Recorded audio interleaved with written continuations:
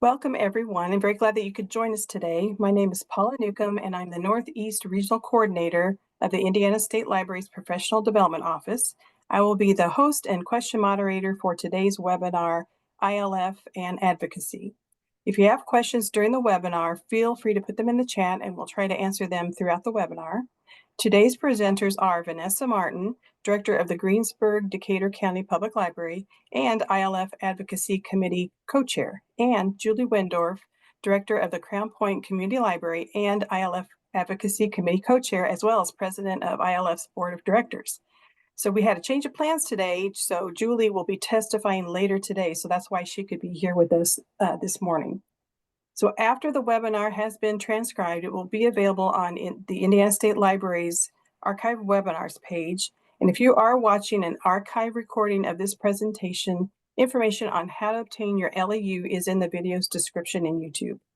For weekly updates on upcoming trainings and to learn more about what's happening in libraries across the state, please subscribe to the Indiana State Library's e-newsletter, The Wednesday Word, and check our continuing education website for other professional development opportunities.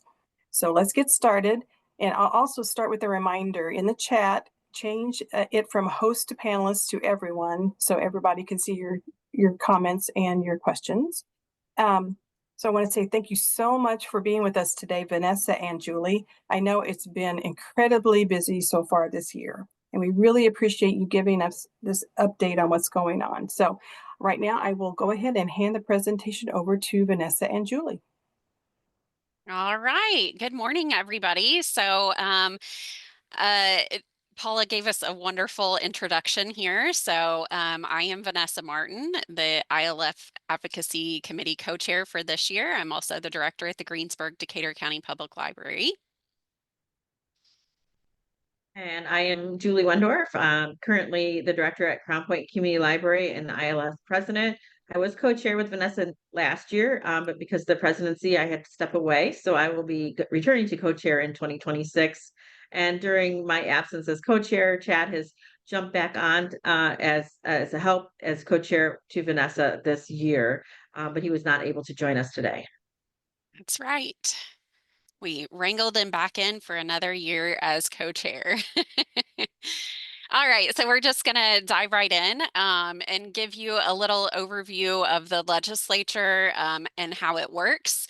And then we will dive into our work this year. So a legislative overview, there are two parts of the General Assembly, the House and the Senate. There are 100 representatives. They serve 2-year terms. There are also 50 senators. They serve 4-year terms.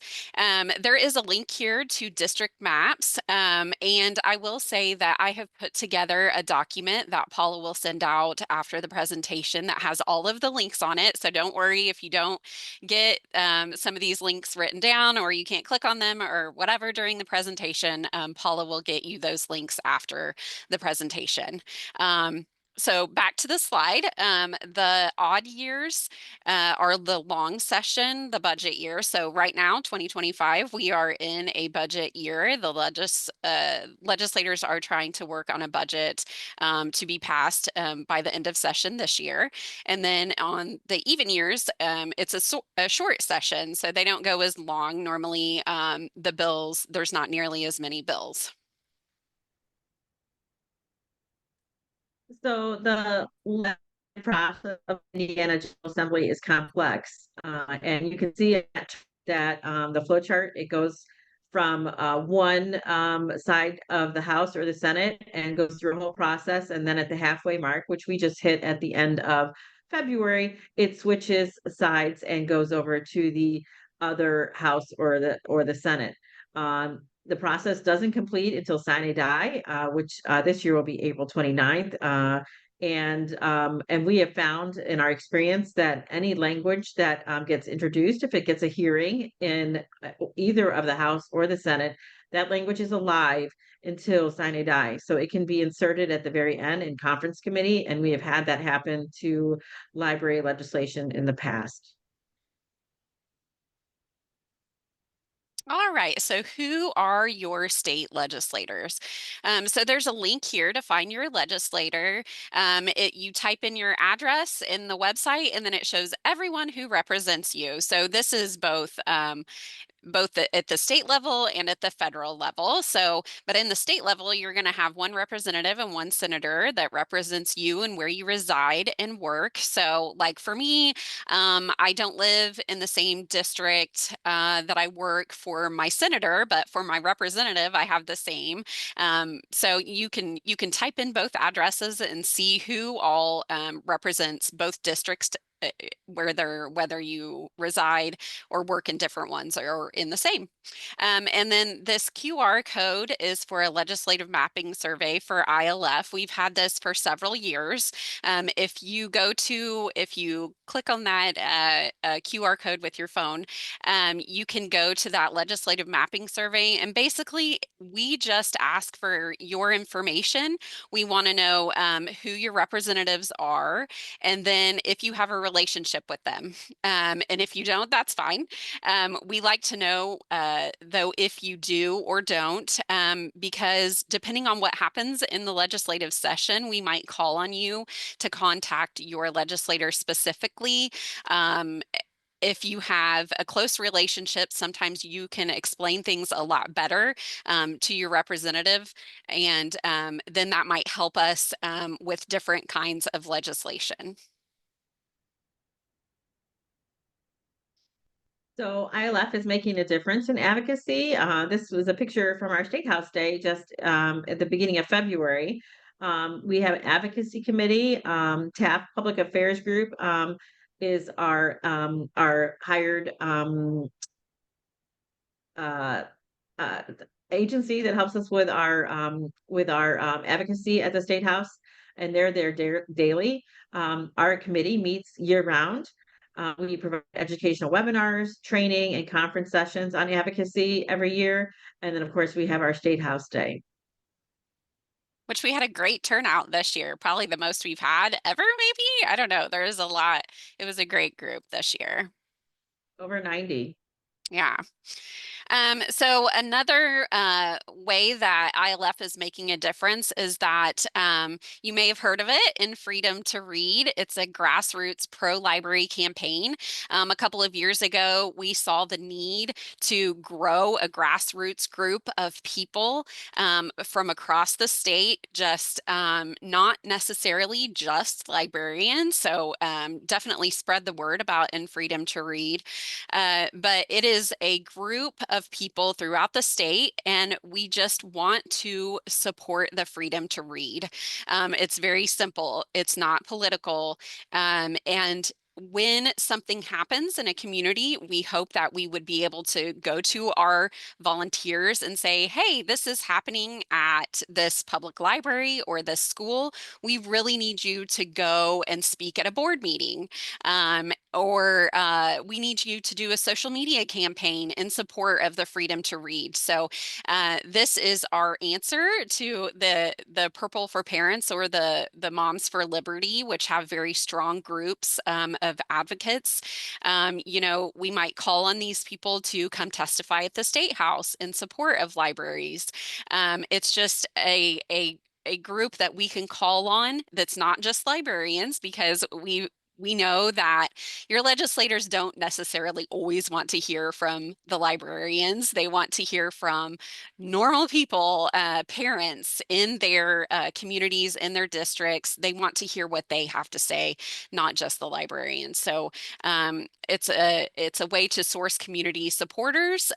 We are building support and fundraising. And one thing that I forgot to add into this slide that I wanted to add into is that if you go to the In Freedom website, you will see that we are having John Green speak this summer, June 30th. And it is a fundraising event for us to try to bring attention to the freedom to read. So everyone go there, sign up, and get your tickets to John Green. So ILF also has an intellectual freedom committee. It was formed as the advocacy committee was having too many things on their plate. So it was formed to take some of those pieces off. They also present educational webinars, training, and conference sessions. They have taken the task of preparing librarians, especially school librarians, in the last couple of years for mock book challenges. So they've gotten some great trainings on that, and you can find those on the ILF website. And then they also have a way to report local issues at a contact form when they're having challenges. And that's something that's also shared with the advocacy team so that we can help with those situations at the local level if the director and the library board wishes for our input. So they also have challenge resources and policy and procedure examples. So they're doing a great job. And if you use that QR code, it will go to their resources. Some of those resources may be behind a paywall because some of those are member benefits only. So that would be my commercial to become a member of ILF, a personal member or an institutional member. So true. Oh, All right. I do have a So question. Oh, just a second. sure. I do have a Yeah. question. No, go ahead, Paula. Eileen asked, there is a proposal in our area proposing a new TIF district for construction of residential housing. What impact do TIFs have on the library income? I'm not sure that I am able to answer that. I don't know if Julie can or not, but we could find out if Julie isn't sure either. I can answer that. So TIF districts, what they do is they actually take off the tax income for those areas that have been determined to be a TIF district. It used to be that those were all commercial districts, not necessarily residential. There was a provision for TIF districts in areas that were blighted for residential development, but that last session um, was enlarged to include not just blighted areas. So there are some communities that are starting to use TIF districts in residential areas. And to tell you the truth, it's really hard to fight a TIF district being created. So you should be getting from whoever's creating that TIF district, whether it's your city or your town, you'll get an impact statement. It will show you what you'll be losing. So at least you can plan for it in your budget. But there's really not much you can do to fight that development in the development of a TIF district. Do know that the legislature has been watching TIF districts. There's a lot of last year in the legislation, there was passed some laws to kind of control and see what they're doing with TIF districts. So they are kind of watching that to make sure that it doesn't get out of control and keeps on taking more money from local government.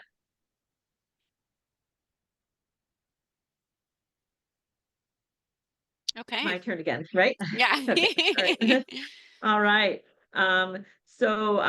We have been preparing for the 2025 legislative session for a while, going into the session. Our priorities were something that we formed late in 2024.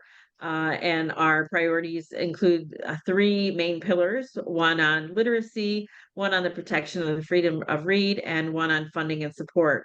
So when we created those pillars, we were anticipating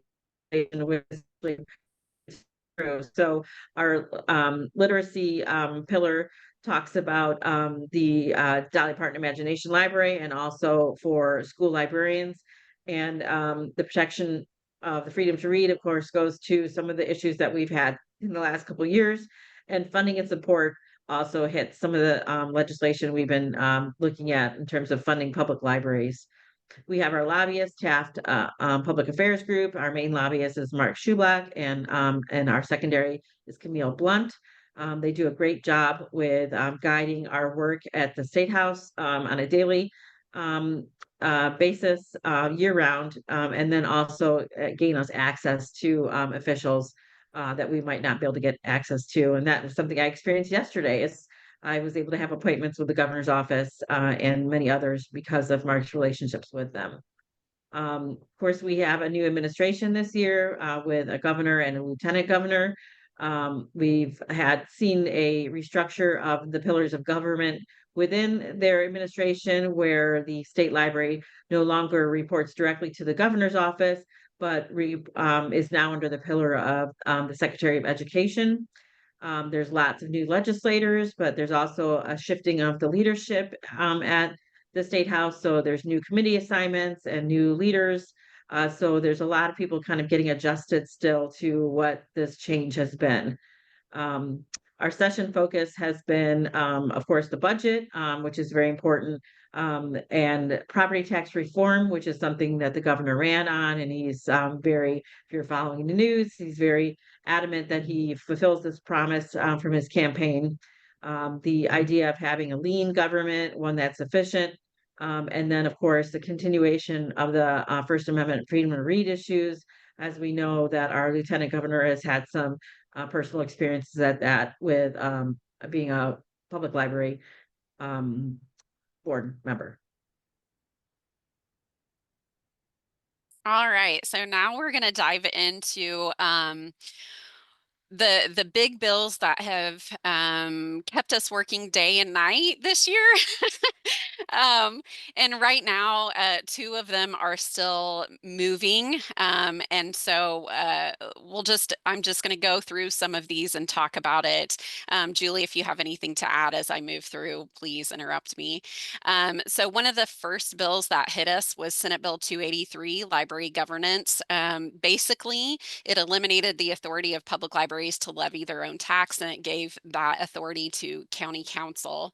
Of course, we were very concerned about this bill. There were so many questions, and there really wasn't a need for it. I know I talked to my local county council person, and she was like, what is the point of this? There is no problem. It's trying to solve a problem when there isn't one.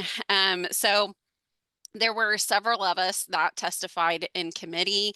I think we came as a big force. I'm not sure that the committee thought that we would be there. There were 5 of us, and we testified and we talked about how this was just not needed. And then we also issued a statement from ILF that showed that, you know, there is no need for this. We levy our own taxes. We are great stewards of our tax dollars that we use to operate our libraries. And then we didn't really hear anymore after that. It kind of died in committee, but we have heard that the author will bring the bill back next year. I hope that he does it. And like I said here, it died in committee, but that language is always alive once it's heard in committee. They could bring it back. We have not heard that it would be that it would come back this session, but it could if they wanted it to.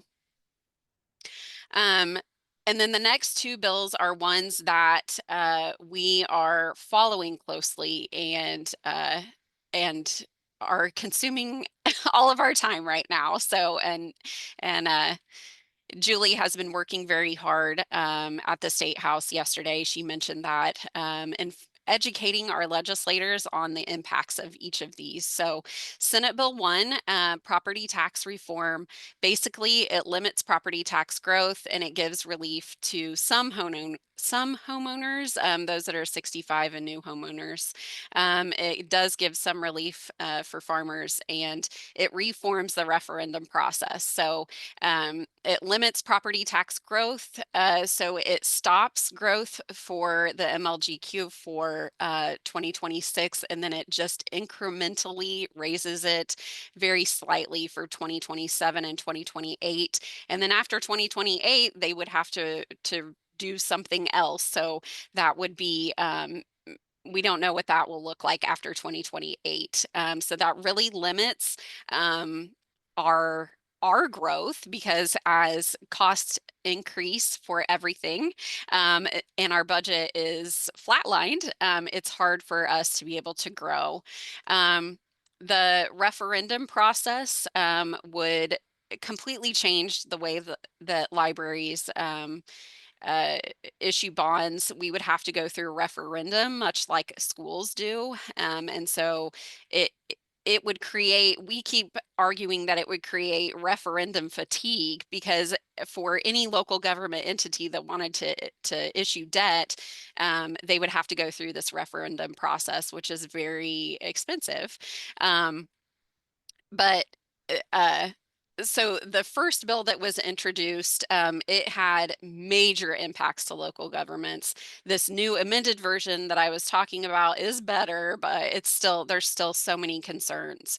It still is capping us, and not allowing us to grow our budgets. We did Yeah. not testify. Go ahead. Yeah, Julie. I was gonna add that, that we've seen as that bill came out of the Senate, they made major changes from what the governor had proposed during his campaigns, and they made it significantly better for local government, but it's not. It's still a blow to local government, as they've been discussing it in the Senate and then also now in the House. They've been talking about funding mechanisms to replace that income that would be lost from property tax. And there's a lot of discussion on what that would look like. Right now, they're starting to settle down on lit local income tax. And so we're just waiting to see what that looks like. There's lots of questions and not a lot of answers. We don't really know the fiscal impact right now of the bill version that they just dropped on Monday. Today, there will be a hearing on that version of the bill, and I'll be testifying on behalf of ILF. Last week, we testified on the previous version of the bill, and we had four of us testify. That testimony last week went for about 5 or 6 hours. It was very Yeah. long because Yeah. all local government showed up in force to testify.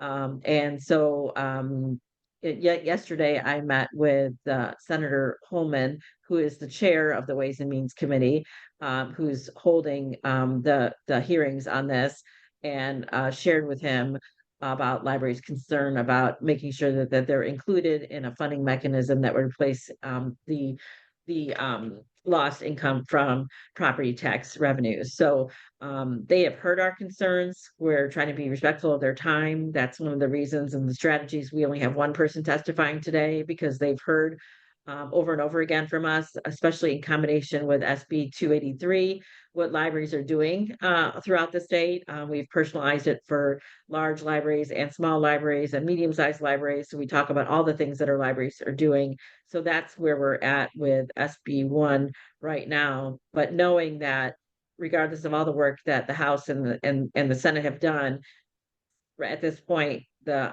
governor is still saying he'll veto if it's not anything like what his bill was as he brought it. So it'll be interesting to see how the legislature works with that, knowing that he's already said he'll veto it.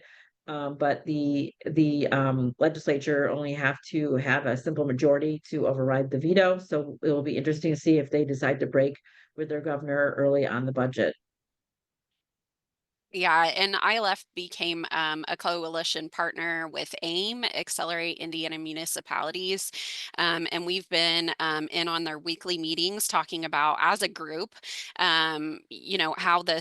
how this bill will impact us, and just hearing what everyone else is doing, their strategies. We all have very similar strategies, I think, in that we are trying to give them a solution. I know that AIM was working on a few different replacement mechanisms, like Julie mentioned. TIF was one of them, but there's still lots of questions there.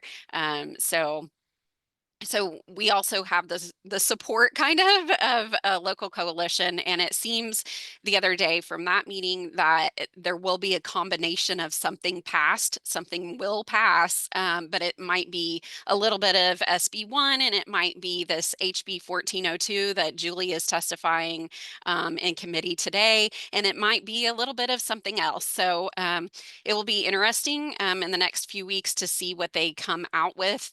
I know that today was the testimony for 1402, and I think in the next week or two there will be amendments from others on the committee that will be introduced, and then we'll just have to see what those impacts are to us, and then how we move forward with that. So we are not doing a big call to action with our members just yet. We are trying to hone in on those Ways and Means Committee members. So I know in our last ILF newsletter, we asked for those of you, if you know someone or if you're represented by someone on the Ways and Means Committee, please reach out to us and let us know, because we might have you reach out with specific asks of your legislator.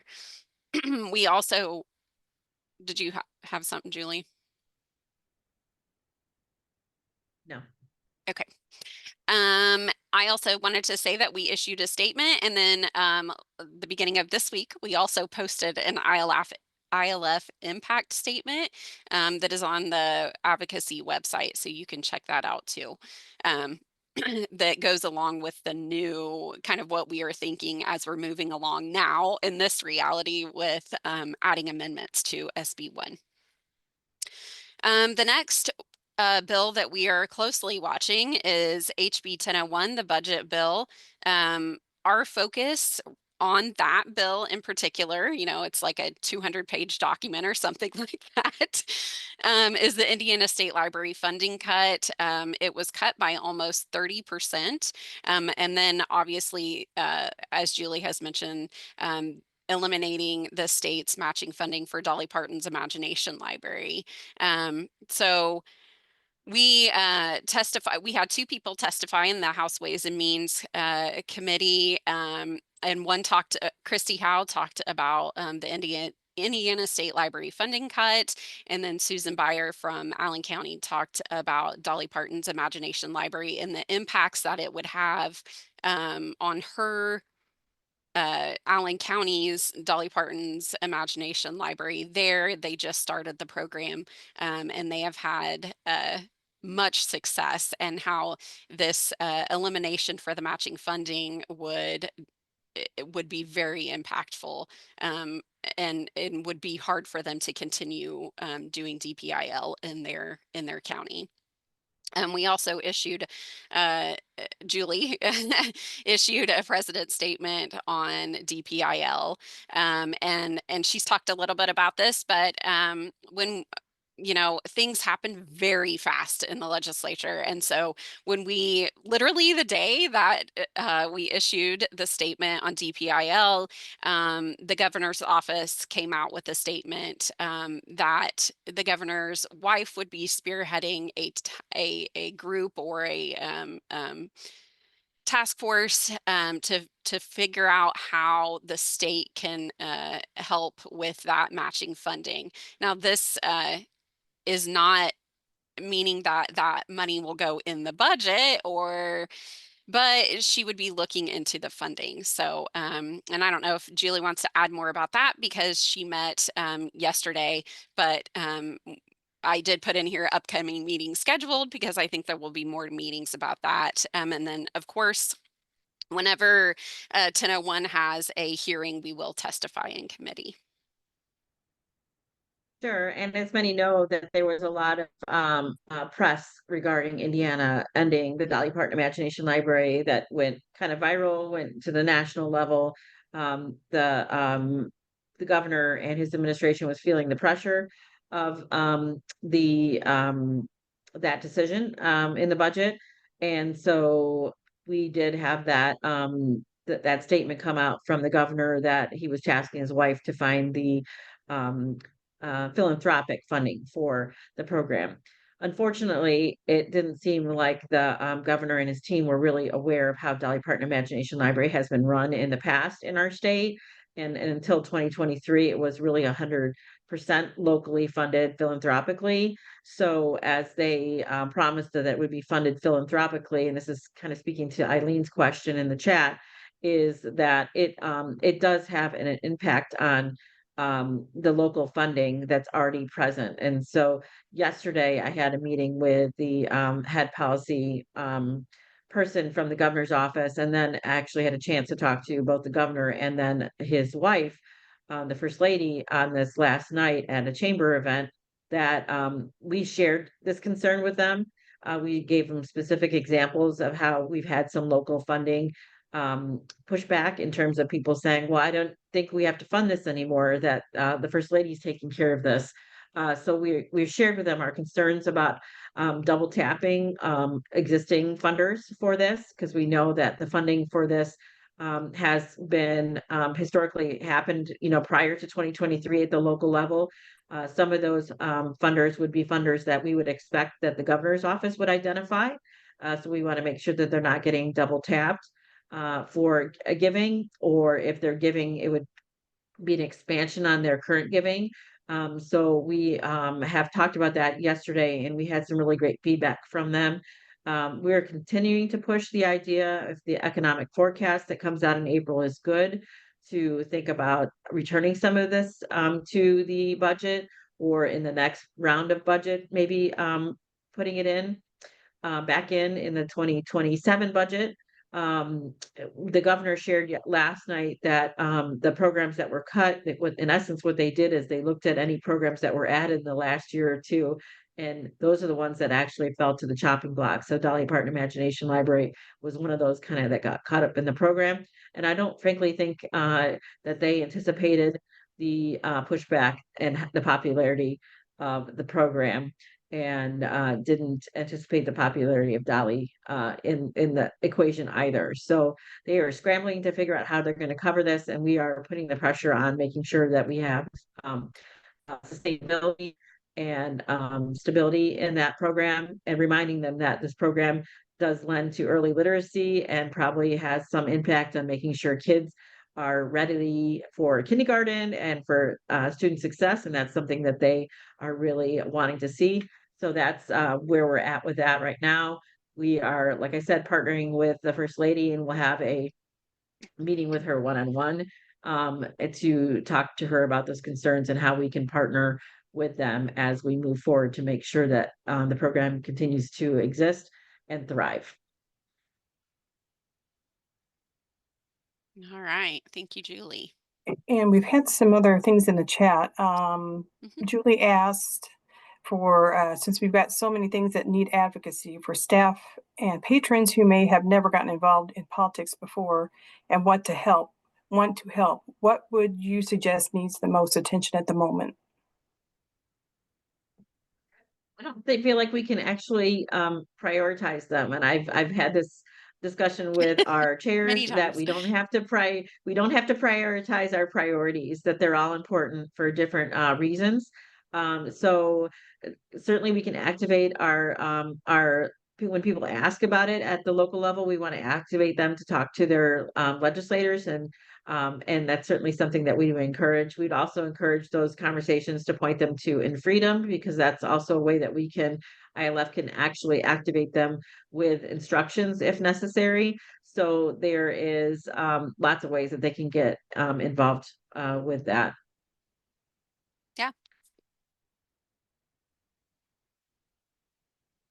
All right, so here are a couple bills that we actually are supporting this year. Not every bill that goes through the legislature is bad. So there are some that we can support. So one of them is SB 351, Municipal Parks and Recreation Board. It was written by Senator Gaskell. It allows a resident of the library district to be appointed to the Parks and Recreation Board of a third-class city or town.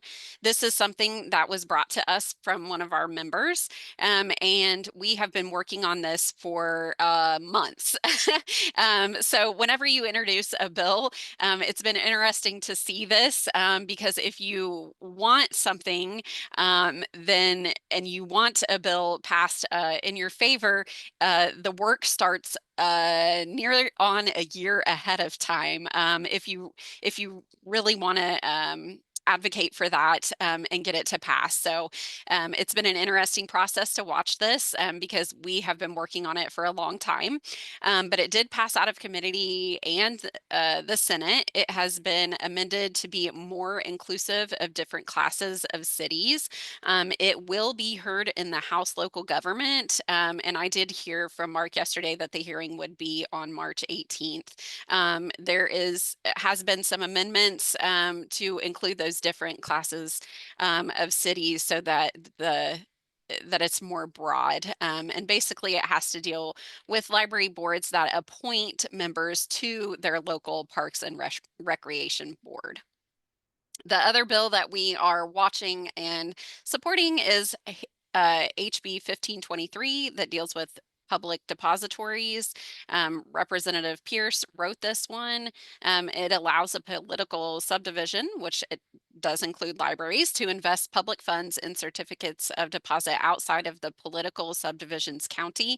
This one has been amended, and for libraries, it only allows CD investments at institutions within the county. So Mark said that this bill will probably get amended again in the Senate Insurance and Financial Institutions Committee. So that's where it's at right now.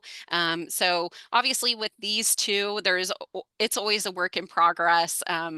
Things that you think are okay when you introduce a bill, then you're like, oh, maybe we should include this or that or whatever. So these bills are always a work in progress as they move from committee to the full floor of either the House or the Senate, and they get worked on a little bit more, and then hopefully they will pass out where we want them. So now it comes to a time where you can make a difference. You can become a personal member of ILF and be an active member, making sure you're adding yourself to committees or some of the other things that we have offered in terms of leadership at ILF. You can advocate for your library to become an institutional member.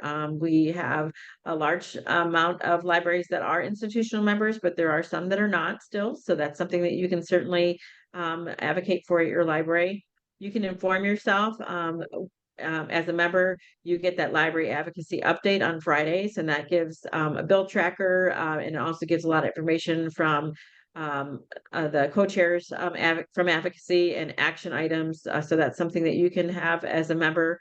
Look for calls for action on library listservs. There are lots of times where we don't just depend on that library advocacy update, that we go to the full members and try to get a wide audience for libraries. And so that's when we'll put it on the listserv and do general emails about that, not just to members of ILF. Follow ILF on social media. And just to give you a heads up, there's on Facebook, there are two ILF Facebook groups, one that we don't have control of right now and one that we do. So when you follow the group, make sure it's the one with the hyphen ILF at the end. So make sure you can join that and follow and share that and do advocacy on your own social media. Alyssa, to your question, we are working on trying to get those merged and making sure we have those accounts problem solved.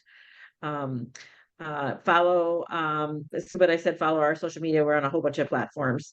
And then also pay attention to your local news outlets. Sometimes you guys hear things at the local level that bubble up to the state level, that when you hear something that you think challenges libraries and the work that we do, let us know about it. We always love to have that information at advocacy. Whether you hear something, comments from your legislators at home or even at your county councils and stuff, we like to hear that. We also always are saying that make sure you let us know if you're having challenges at your public libraries or even at your schools, so we know where you're having problems. We understand that not all the time that people want ILF to actually insert themselves in those situations. Sometimes it makes the situations worse, but we like to be able to support you guys even in the background at those situations. It might be that we're providing resources and information for you, or sometimes just trying to hold your hand and making sure we encourage you through those tough times. Yeah, and one thing I wanted to add that's not on here is that we do during the legislative session, we'll do a biweekly Zoom meeting, and that gives you an update too on what we're working on and what we're seeing, and we record those and then send those out. So if you aren't able to log on to those as a member, you can always access those later. They go out with the weekly update. And we have one today. Yeah, we actually have one today at 4 o'clock Eastern. All right. So other things that you could be doing are, as mentioned earlier, join in Freedom Group and share it with others. That is such a big thing. In your in the links that will be sent out with the presentation, there's that QR code to join. Please do share it with others. Let's really grow this in Freedom Group. It's going to be so important as we move into the future. We just never know what we're going to be facing. We are still facing those First Amendment issues with challenges in both libraries and in schools. And this is the group that we activate when we need people to stand up for the freedom to read. So please, please, please make sure you share that with others and sign up today. Attend ILF State House Day. We had ours. It's normally January or February when we have our ILF State House Day. We try to get in there early in the session so that we can talk about the bills that have been introduced and try to make an impact. Ours this year was at the beginning of February. It went really well. We talked about that earlier. And then attend ILF Regional and Annual Conference. I know that the ILF Regional conferences are already posted on the website, so sign up and attend those. Annual conference isn't until November, but we always have advocacy sessions during those too, just to keep you updated. I know at the regional at the regionals this year, we'll be giving updates, or even some of those are in May. And so hopefully at that point, we'll know, I mean, we're going to know what's passed the House and Senate and the legislature, and we'll be able to talk about the impacts of those bills on your libraries. And then a big thing is to develop your elevator speech. And this is to share data and stories from your library, and this could be always evolving depending on what you hear is going on at your library. And you know, of course, I'm thinking like share data and stories. Well, I just did the annual report, which I'm sure many of you have done also. So what are some of the good data that came out of that annual report? And then one of the big things that I do is like talk to my staff and hear about the stories, the patrons, the connections they're making. And then that is always in the back of my mind, because you never know when you're going to see a legislator at the grocery store or at, you know, Walmart or something like that. Or you might have a connection, or you know someone who has a connection with the legislator. And it's always just so important to have your library story ready to go so that you can share that and make the connection, because really what we found is that your stories, especially during testimony, make that connection with legislators, and it helps them to remember, oh, hey, yeah, that was the library, or yeah, they are doing this in my community at my library. So it's always good to have your elevator speech ready to go. And I know All it's right. something that I always do. Vanessa, I shared with you is that you know, you can't always remember that data. So in Yeah. my phone, in my notes and section of my phone, I put all those things in my phone, that data. So if I'm in an audience somewhere and I want to talk about libraries, I can pull it open and I know exactly what my tax rate is, or what the Mhm. increase Yeah. was in circulation. So I just update that and keep that in my phone all the time. So it makes it easier for you to pull it up and refresh your memory on it. Yeah. I remember when you told me that, I was like, oh my gosh, why don't I do that? So great tip. Yep. All right. So I know we've had a lot of chat in the questions and stuff in the chat. I just wonder if there are things that we haven't covered yet, or any other questions that you might have. Right now, we've had lots of thank yous, so we'll see if Oh, anybody else has any questions. sure. And I've added that maybe people could put together a kudos board in your staff room so you can encourage your staff to put those in there, and makes it easier for the director to see them. And also a reminder that the annual report statistics are really great to find the numbers when you need those as well. But I like what Julie did, putting all that together to be able to get to really easily. Yeah. Yeah, we have one of those, you know, containers by the front desk and a little, you know, a little slip of paper if patrons want to fill out something for staff. So, you know, you can use those too, the little kudos kind of thing, because you don't always hear the good things from patrons. People tend to voice their complaints, but you know, we've had a lot of those turned in from patrons that just want to say, hey, I want to recognize this staff member. They did an amazing job helping me fill out my resume today or print out pictures or whatever. So those are always good things to have. I think as we talk about what might come out of SB1, conversations that I had yesterday is that it will drive us to the county for the process, whatever that funding mechanism is going to be. It will require public libraries to have more discussions with their county councils. So now is the time to start building those relationships before it's forced.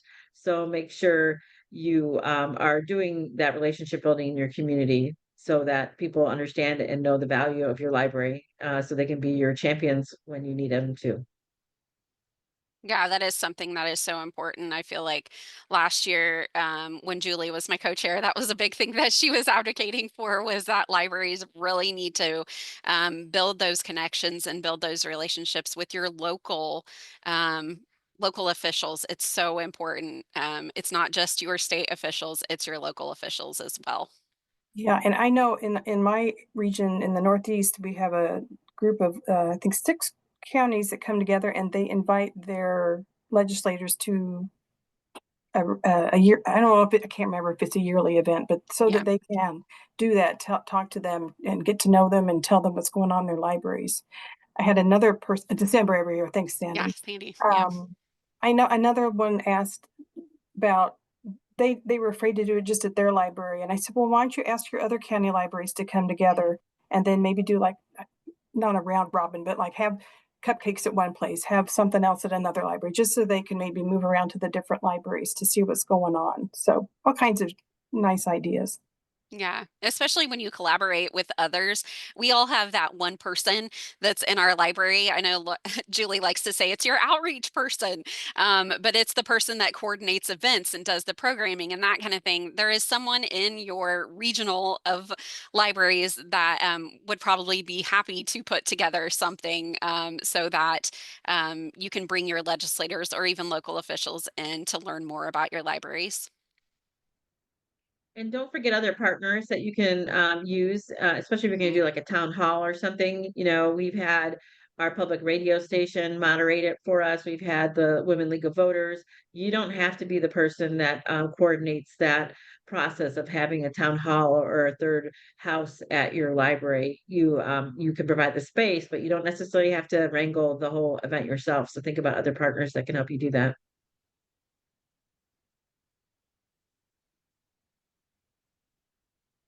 All right, this is great. Any more comments or questions, if you want to put those in the chat? Yep, National Library Week, great time to do passive programs and get great quotes from patrons.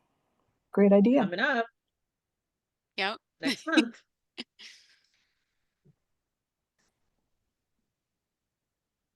Well, if we don't have any more questions right now, I don't want to take up your time. I know these 2 ladies are so busy. So I want to, again, thank you guys.